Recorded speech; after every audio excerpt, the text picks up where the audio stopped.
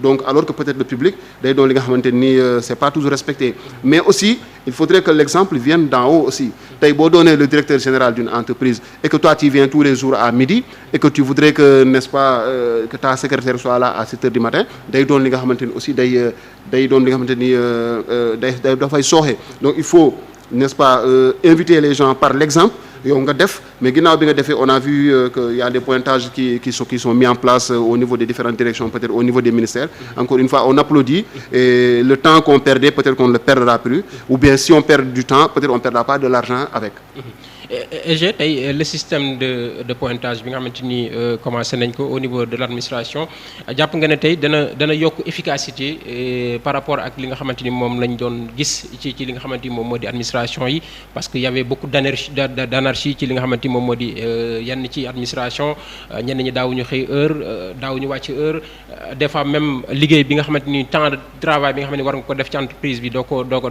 def jàpp nga ne lii c'est une bonne chose boo xamante ni dana tax efficacité bi ñu xaar ci administration bi mu mën a nekk lu mucc ayib. waaw pointage bi c'est une très bonne chose parce que il faut venir à l'heure pour pouvoir travailler d'abord loolu on a vu que les vieilles habitudes yi fi gis mooy foo dem doo fa fekk ki nga fa war a fekk pour liggéey alors léegi bu Bassirou Diomaye Diakhar Faye ñëwee moom mu joxe exemple d'abord ci jub ak jubanti mais loolu dafay def tache d'huile parce que ki jiite d'abord moom lañ jëkk xool bu ñu ko xoolee premier ministre jël ay dispositions direction yi dañuy suivre par A ou par B donc loolu le pointage j'avais dit les hommes ne font pas que ce qui est contrôlé c'est-à-dire s'il n'y a pas de contrôle les gens ne font ce qu'ils veulent pour la plupart nit moom il faut nga verrouiller li nga xam ni moom nga ko sant bu ko defee mu mën ko def efficacement warul sax yam foofu war na dem ba ci cahier de charge yi ñuy xool ndax remplir nañ ko wala remplir uñ ko buñ ko remplirul ñu xool lu tax remplir uñ ko bu fekkee ni yow sa xarañte dafa des ñu yóbbu la formation gën la former pour bu ñu la indee nga doon efficacité boo efficaceul nag ñu yóbbu la au chômage ndax loolu volonté bi moo fa nekkul mais loolu yëpp defe naa c'est une panoplie de mesures bu ñu mën a jël pour que efficacité am non seulement ci administration mais même ci privé bi je crois que les chefs d'entreprise souffrent ñu bare ñu ngi wax privé mais les chefs d'entreprise souvent sont victimes n'est-ce pas de petites choses yuy xew ci entreprise yi yu nga xam ne day daaneel entreprise bi mais ça se fait entre collègues ça se fait entre amis et ça se cache le chef n'est pas au courant et ça nous fait perdre beaucoup en coût et en temps loolu yëpp defe naa dafay dindi li nga xam ne mooy efficacité ak efficience et l'efficacité et l'efficience ñooy mamelu véritablement croissance mooy mamelu véritablement compétence alors loolu il faut mu am alors léegi donc bu ñu jëlee disposition yooyu waruñu yem foofu dañ da war a dem au-delà maintenant à chaque fois war nañu def évaluation pour xool li ñu jël lan la jur ak ban impact la am ak ban positivité la am dans l'action gouvernementale ak yan coût la ñu indil gain en coût en temps loolu yëpp dafa ñuy permettre ñu mën a ajuster mais di ci communiquer également pour pouvoir véritablement montrer aux gens que lii ngeen def de lii la indi ci réew bi changement yii la indi defe naa nit ñi jël nañ seen ay dispositions parce que dafa joxe exemple joxe ko ci yar joxe ko ci teggin mais nekk quelqu'un de rigoureux également le premier ministre Ousmane Sonko ñëpp xam rigueur boobu aussi bu ñu ko gisee ci chef bi rek nit ñi ils vont suivre et je crois que véritablement nous avons bon espoir que fi ñu taxaw foofu la te dinañu mën a am gain. yaa ko wax sànq Ousmane Sonko ku rigoureux la jàppoo ne rigueur boobu lee tey xëy na mën na dem ba tax li nga xamante moom moo di efficacité yu ñu doon xaar ci yenn ci ay ministères wala yu ni mel ak pression bi ñu bañ ko am parce que boo gisee tey ci li nga xamante moom moo jëm ci choix yenn ci ay ministres yi nga xamante ne dañu war a jël ay collaborateurs bu demee ba le premier ministre war ci am benn œil boo xam ne war na ko xool soit directeur cabinet boo xam ni ministre bi war na ko jël wala secrétaire général wala DAGE boo xamante ni ministre bi war na ko jël est-ce que tey Ousmane Sonko war na am prérogative yoo xamante ni moom mooy choisiral ministre bi wala mu am ci un mot à dire par rapport ak ñi nga xamante ñoom ñooy nekk c'est les collaborateurs des ministres également. non xam nga boo jëlee benn collaborateur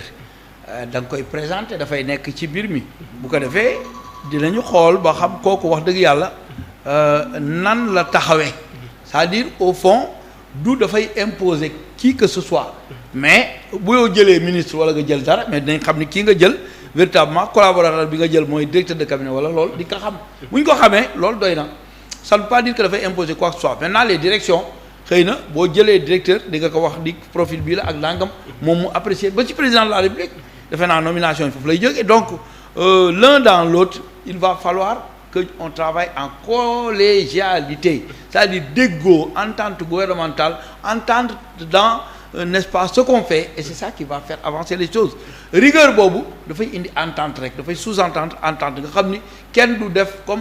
armée mexicaine nga xam ni ku ne da ngay demal sa bopp bu ko defee efficacité du am efficience du am.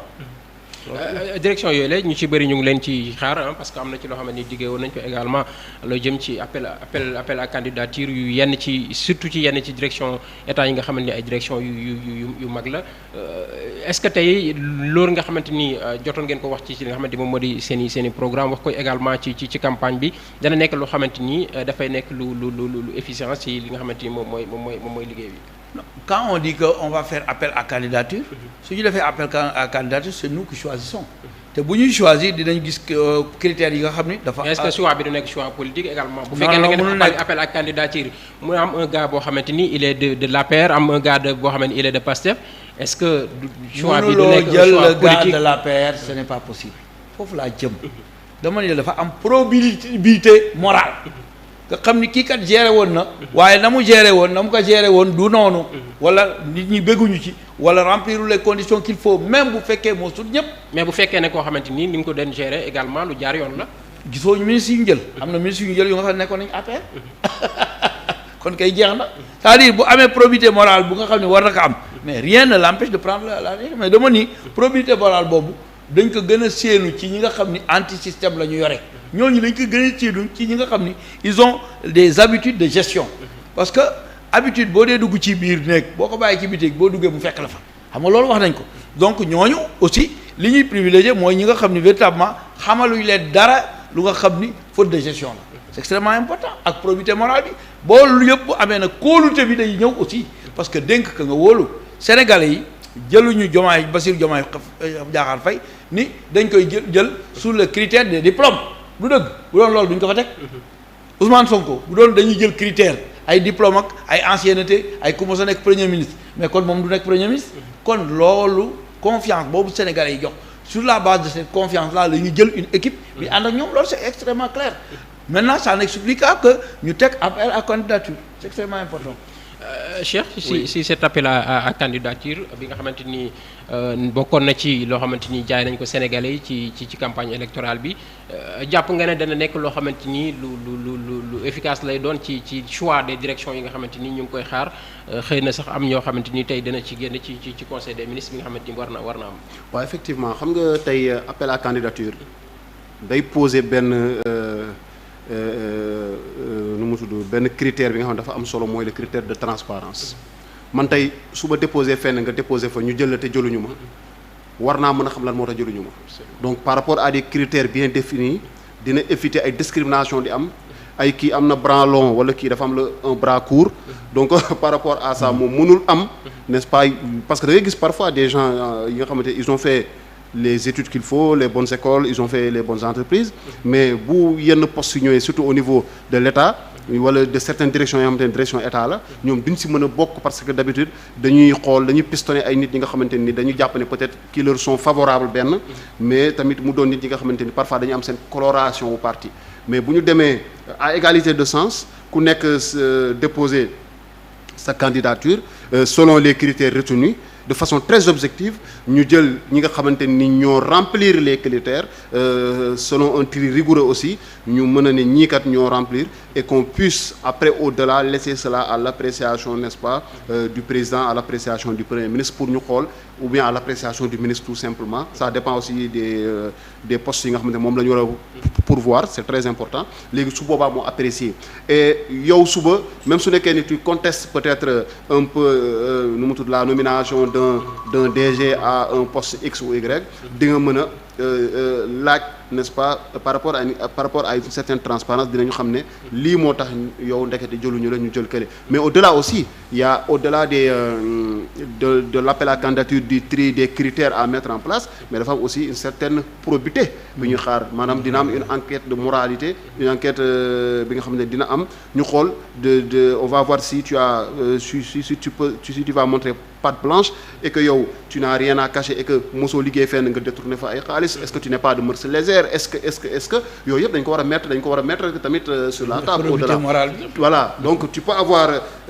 tous les diplômes tu peux avoir l'expérience mais peut-être bu ñu laalee